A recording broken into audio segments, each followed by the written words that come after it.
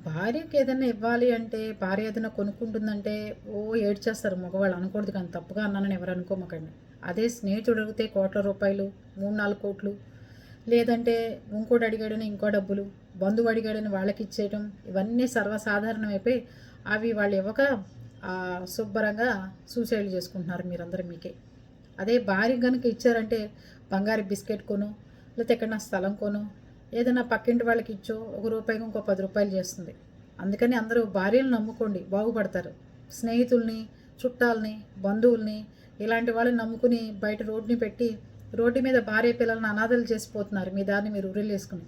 చదువుకోగానే సరిపోదు, కొంచెం ఇంకిత జ్ఞానం కూడా ఉండాలి. ఒక డాక్టర్ వృత్తిలో ఉండి, సాఫ్ట్వేర్ వృత్తిలో ఉండి, లేకపోతే పెద్ద పెద్ద సెంట్రల్ గవర్నమెంట్ ఉద్యోగాలు చేసుకుంటూ భార్య పిల్లల్ని అనాథలను చేసి మీ దారిని మీరు సూసైడ్ చేసుకుంటున్నారు స్నేహితుల కోసం. భార్యను నమ్ముకోండి, మిమ్మల్ని నమ్మొచ్చినందుకు మీరు బాగుపడతారు.